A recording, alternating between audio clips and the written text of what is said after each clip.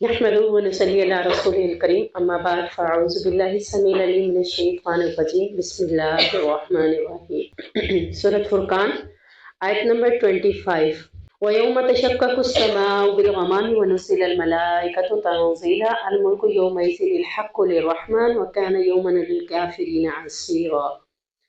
यानी जिस दिन आसमान बादलों के साथ फट जाएगा और फरिश्ते लगातार उतारे जाएंगे, उस दिन हकीकी बादशाही रहमानी की होगी और वो दिन काफिरों पर बहुत ही सख्त होगा। जिस दिन हर जालिम अपने दोनों हाथ दांतों से काट खाएगा और कहेगा काश मैं रसूल के साथ राह इख्तियार कर लेता।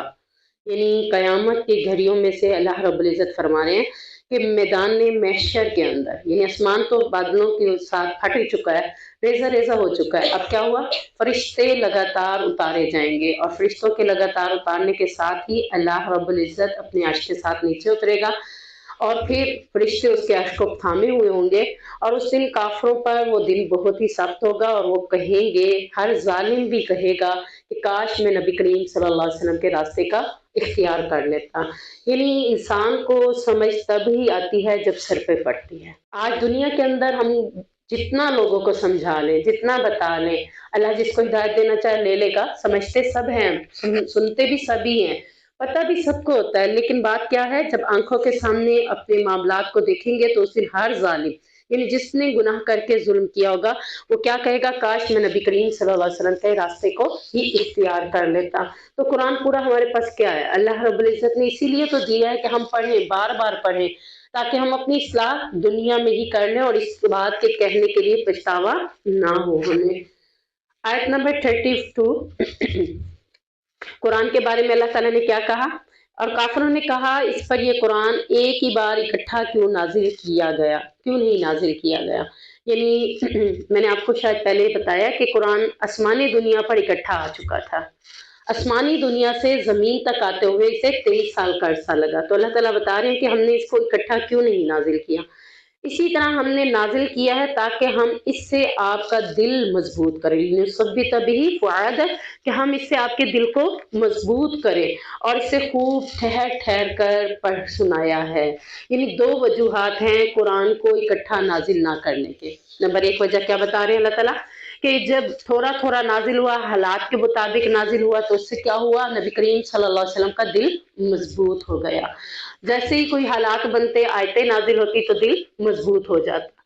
यानी इंसान के साथ है कि उसे हौसला मिलता रहे, उसे तसल्ली मिलती रहे, दिलासा मिलता रहे, मायूसियों से निकालने के लिए कोई उसे निकालता रहे, तो वो आगे से आगे बढ़ने की कोशिश करता है। तो कुरान किस लिए आता था, दिलों को मजबूत करने के लिए, ताकि ईमान इनका कवी रहे, ईमान में ये कमजोर ना हो।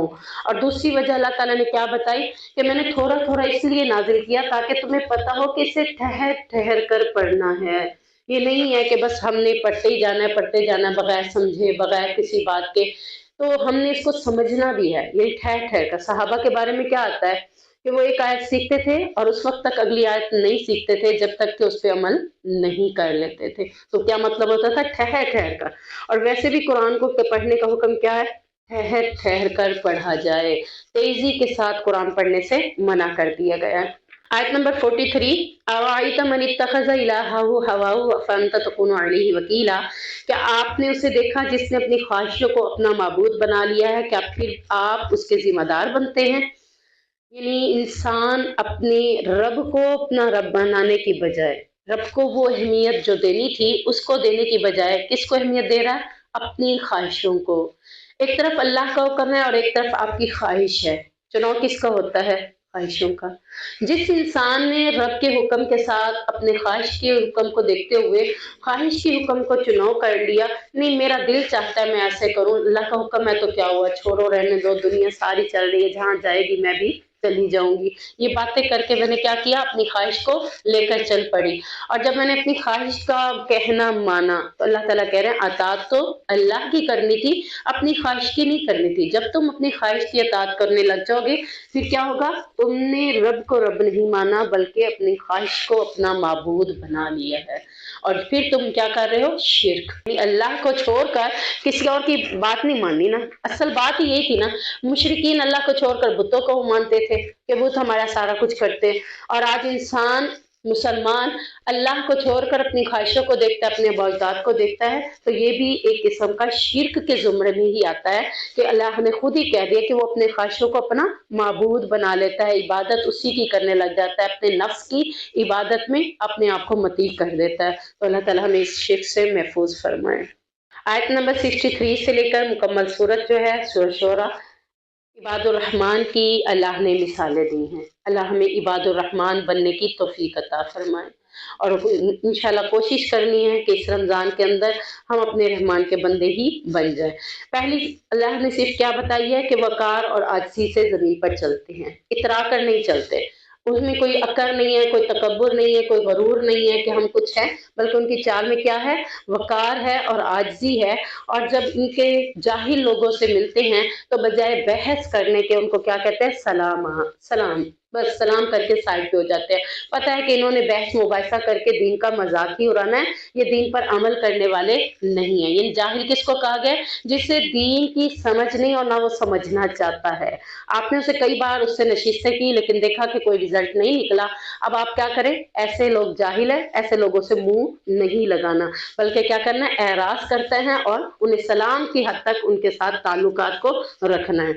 وہی لوگ ہیں عباد الرحمن جو اپنے رب کے حضور سجدے کرتے ہیں، قیامیں کرتے ہیں اور کہتے ہیں ہمارے رب ہمیں جہنم کے عذاب سے دور فرما، کیونکہ جہنم کا عذاب تو چمٹنے ہی والا ہے۔ تو یہ دعا بھی آپ پڑھ سکتے ہیں، ربنا اصرف عنا عذاب جہنم ان عذابہا کان غراما، اللہ ہمیں جہنم کے عذاب سے دور کر دے۔ انہا ساعت مستقر و مقامہ تک آپ یہ دعا یاد کریں گے اور اس کو پڑھیں گے انشاءاللہ۔ اگلی صفت ہے کہ وہ جب خرچ کرتے ہیں نہ تو اسراف کرتے ہیں اور نہ ہی تنگی کرتے ہیں، یعنی ان کا خرچ کرنا بھی میانہ روی میں ہوتا ہے کہ کھانا ہے بس ٹھیک طریقے سے کھانا ہے، نہ تو اس میں حد سے زیادہ بڑھ جانا ہے اور نہ ہی حد سے پیچھے، یعنی بخل بھی نہیں کرنا، کنجوسی بھی نہیں کرنی۔ پہننے اوڑھنے دنیا کے سارے ساز و سامان میں ان کی میانہ روی چلتی ہے، اور وہ اللہ کے سوا کسی کو اپنا معبود نہیں پکارتے، اور وہ کسی نفس کو جسے اللہ نے مارنا کے لیے حرام قرار دیا اسے مارتے نہیں ہیں، زنا بھی نہیں کرتے۔ جو کوئی یہ کام کرے گا وہ گناہ کی سزا پا لے گا اور اسے قیامت کے دن دگنا عذاب بھی دیا جائے گا۔ مگر جس نے توبہ کر لی، ایمان لائے اور نیک عمل کیے، پس اللہ تعالیٰ اس کو ایسی اس کی نیکیوں کو، اس کی برائیوں کو نیکیوں میں بدل دے گا۔ یعنی آپ کی سابقہ گناہ آپ کی نیکیاں کرنے کی وجہ سے، گناہوں پر استغفار کرنے کی وجہ سے، اس پر نادم ہونے کی وجہ سے وہ گناہ آپ کے کس میں بدل جائیں گے؟ نیکیوں میں بدل جائیں گے۔ اللہ کتنا غفور الرحیم ہے کہ ہمارے پہلے گناہوں کو بھی ہماری نیکیوں میں بدل رہا ہے۔ کب بدل رہا ہے؟ جب ہم نے اپنے آپ کو بدلنے کی کوشش کر لی ہے۔ اسی طرح آگے فرمایا جب کسی لاغو اور بےہودہ کام سے ان کا گزر ہوتا ہے تو وہ عزت اور وقار سے وہاں سے گزر جاتے ہیں، یعنی لاغو اور بےہودہ گفتگو اور مجلسوں میں وہ نہیں بیٹھتے۔ یہ بھی ہم نے بہت دفعہ آیت پڑھی ہے کہ ایسے ایونٹس میں وہ نہیں بیٹھتے جہاں پر اللہ کا اور اللہ کے دین کا مذاق اڑایا جا رہا ہے۔ تو لاغو اور بےہودہ گفتگو ایسی مجلسوں میں ہی ہوتی ہیں۔ اور جب آیت نمبر 72 یہ سارا جا رہا ہے، 72 آ گئی، اب 73، جب انہیں ان کے رب کے آیات کے ذریعے سے نصیحت کی جاتی ہے تو وہ اندھے اور بہرے ہو کر نہیں گرتے بلکہ اس کے اوپر نصیحت پر اثر کرتی ہیں، نصیحت پر عمل کرتے ہیں۔ اور وہ لوگ یہی کہتے ہیں اپنے رب سے دعا کرتے ہوئے، یہ دعا ہے اسے بھی کر لیں، ربنا ھب لنا من ازواجنا وذریاتنا قرۃ اعین واجعلنا للمتقین اماما۔ تو اپنے رب سے یہ دعائیں کرتے ہیں تو اللہ تعالیٰ نے فرمایا انہی لوگوں کے لیے جنت کے بالا خانے اجر کے طور پر اللہ نے رکھ رکھے ہیں، وہاں ان کا دعا اور سلام کے ساتھ استقبال ہوگا اور اس میں ہمیشہ ہمیشہ رہیں گے۔ اللہ ہمیں نصیب فرما دے۔ سورۃ الشعراء، معنی شاعر، کیونکہ نبی کریم صلی اللہ علیہ وسلم قریش مکہ کے اندر مبعوث ہوئے تھے اور قریش مکہ کے اندر بہت زیادہ شاعر رہتے تھے، شاعری کرتے تھے اور لکھتے بھی خود تھے، یعنی ان کے اندر اب شاعری، حالانکہ شاعری کو لکھنا بہت عام بندوں کا کام نہیں ہے، ڈیفیکلٹ مشکل لفظ ہوتے ہیں، اور ان مشکل لفظوں کی معنی کو پڑھانا اور اس کو بتانا کہ میرا اس میں اس بات کو کہنے کا مقصد تھا، تو یہ ساری مشکل چیزیں ہونے کی وجہ سے اللہ تعالیٰ نے ان کو جتنی ذہانت جو دی ہوئی تھی، اس لیے قرآن بھی اسی ذہانت سے بھی بڑھ کر اللہ تعالیٰ نے ان کو دیا۔ تو یہاں اس شاعر کا، یعنی کہ شعراء اس کا نام رکھنے کا مقصد بھی یہی ہے کہ شاعر کو مخاطب کیا جا رہا ہے کہ یہ قرآن ایک عام کتاب نہیں ہے۔ اس کے علاوہ اس کے اندر سارے پیغمبروں کے ذکر ہیں جو ہم پڑھ چکے ہیں۔